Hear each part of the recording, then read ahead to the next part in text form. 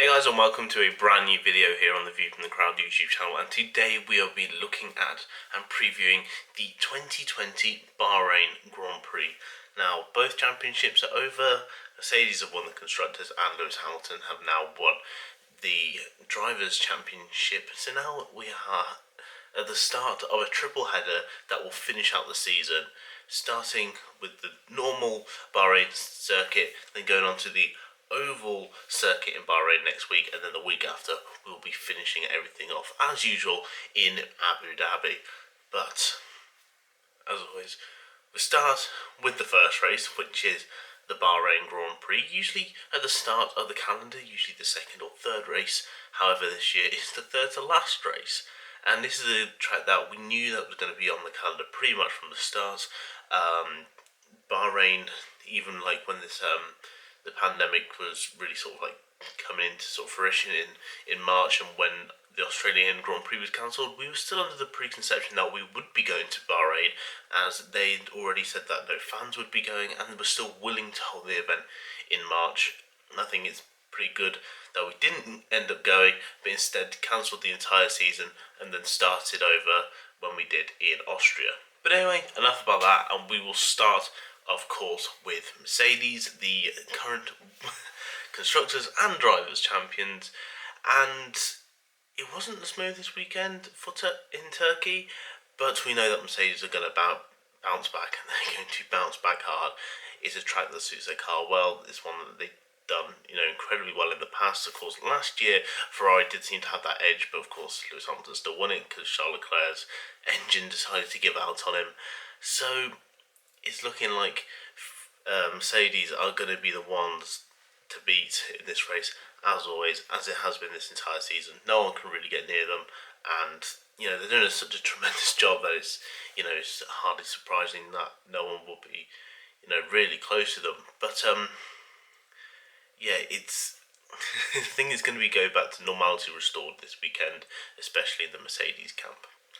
Now we move on to Red Bull. It was forecast a couple of days ago. If you did check out the forecast for the Bahrain International Circuit, it did look like it could rain, and that would have suited them absolutely down to the ground. However, if you look at any sort of newer forecast, you'll see that the rain has disappeared, and it's looking like we're going to have a normal race under the lights with no rain and just cooler temperatures as you'd expect in the deserts of Bahrain. So unfortunate for Red Bull. It was a team that could have won with both cars last weekend, and will be disappointed that they didn't have a car on the podium at all.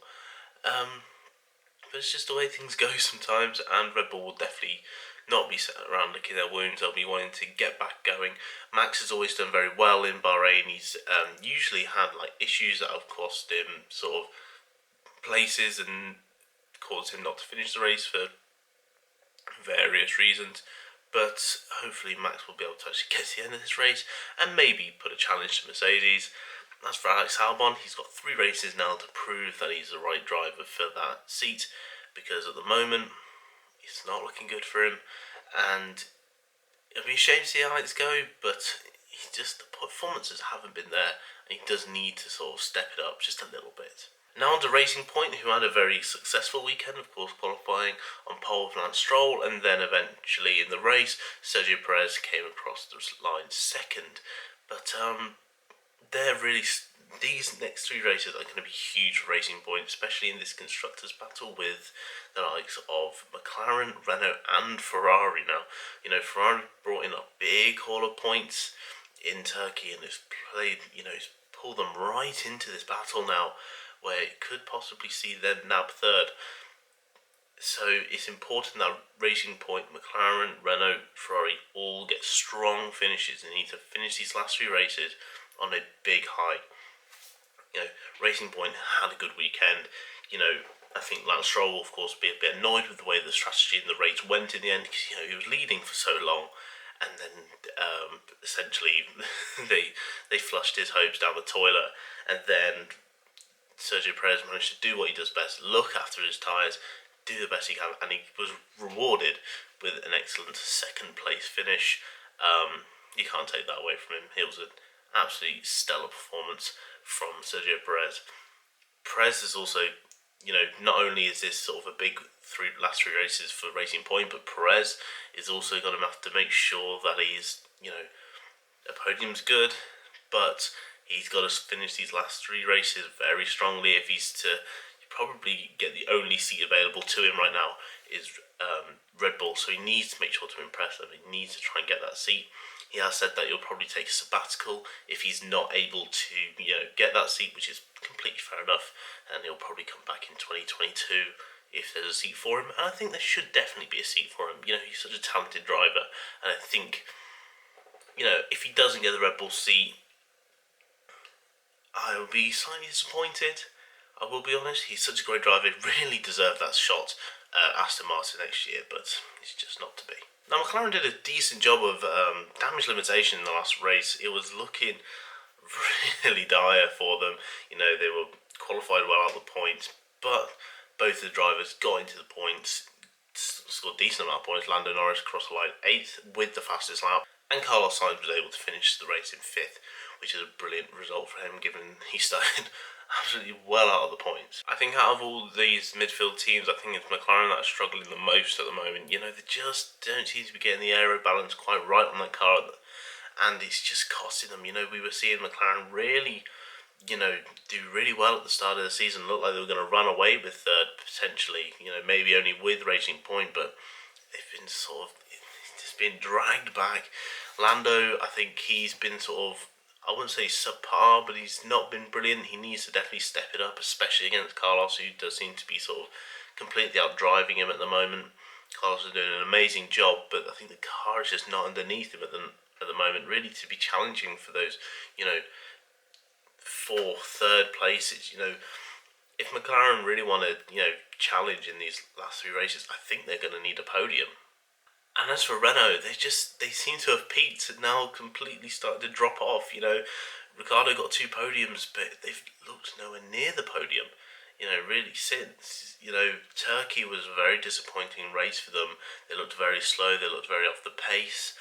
I think we were expecting something a lot better. I know it's only been one race since, you got that podium in Imola, didn't do well in Turkey, but I think Bahrain is going to be it isn't going to suit the Renault car very much, and I think, with the 3 long straights that they've got there, that car's better suited to slower corners, and the only slow corners that you really have, the first turn, and then that sort of awkward little left-hander before the back straight. So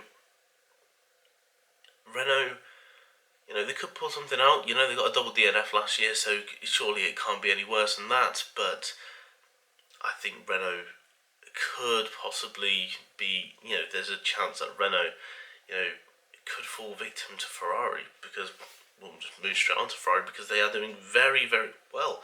The momentum is with Ferrari at the moment. I think since Portimao, we've really seen that this Ferrari car, despite the issues that they had at the start of the season, is starting to come alive now. They're working on the aero, they're doing better. The engine power still isn't quite there right now, but they're definitely working on that car in the aero terms, and they're doing really well, and they're getting these points. Charles Leclerc is constantly getting decent point scoring positions. Sebastian Vettel's got on a podium.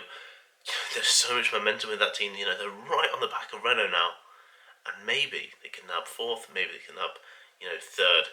It's definitely not off the cards for Ferrari to get 3rd in the constructors just yet. Now on to another team that sort of lost their way a little bit, and that's AlphaTauri. They were doing so well, and Pierre Gasly and Daniel Kvyat were doing so well, but the last race in Turkey was not very good, and they were completely off the pace.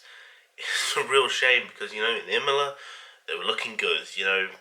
Pierre Gasly was so quick. He was doing so well. He's been doing amazing this entire season. Daniel Kvyat been doing a solid job this season, but he's just couldn't get it together.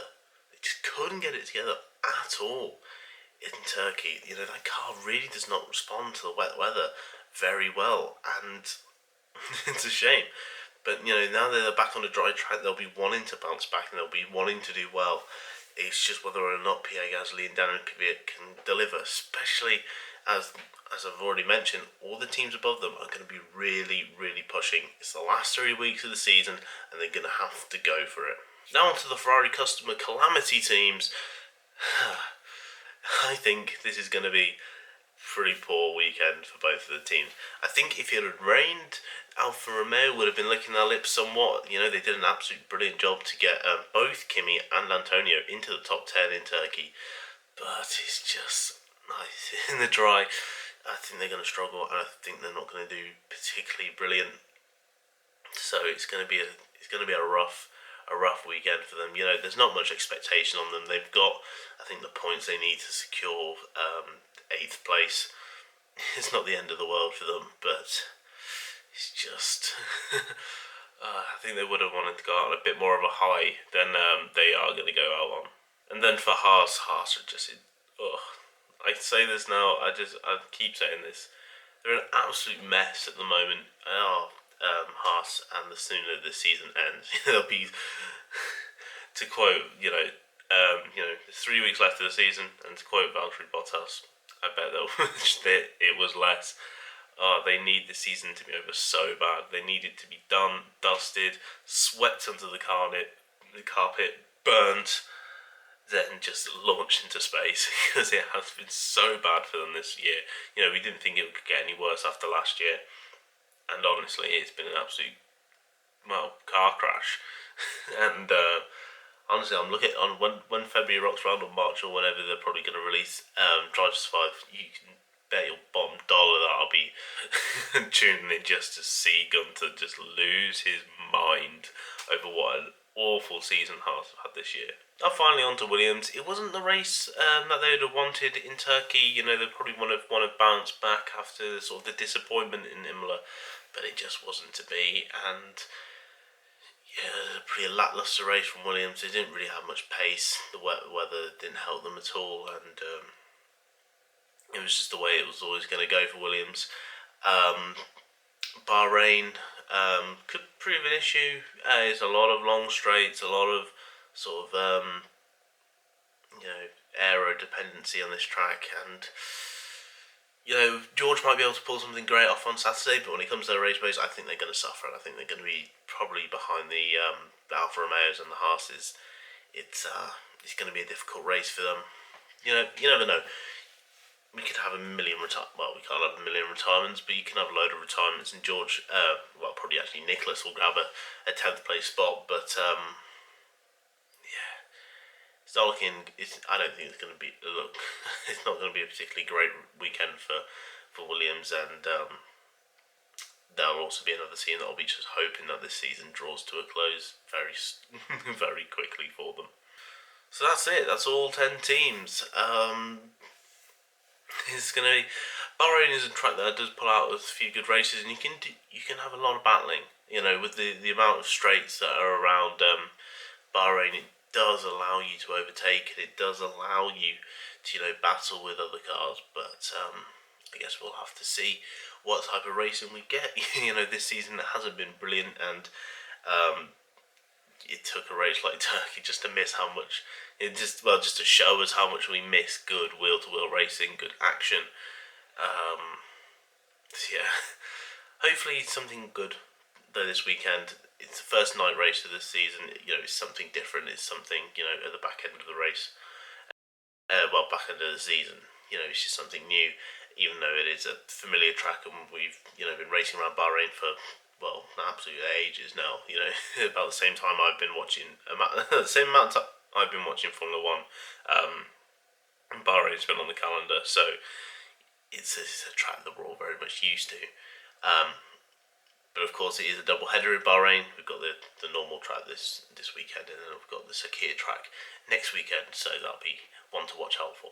And before I sign off, I just wanted to say that I was the host again for the preview for the Bahrain Grand Prix on the Grid Talk podcast, so the link for that will be down in the description below if you want to check it out. Make sure to follow while you're on there, on any platform, on Amazon, on YouTube, on Google Podcasts, on Spotify, whatever you want to listen to it on. make sure to follow. It helps us all out and it would be greatly appreciated. So guys, thank you so very much for watching. If you're new here, make sure to leave a like, and if you're new here, make sure to subscribe and turn notifications on. The review for this race will be on my blog as always. The preview's on here, the review is on my blog. Next year I think I'm going to switch it up a little bit and change a few things with the way that my blog is done. But yeah, make sure to follow that so you get to read all of my amazing F1 content that I've been putting out recently. So guys, that's all from me. Thank you very much for watching. My name is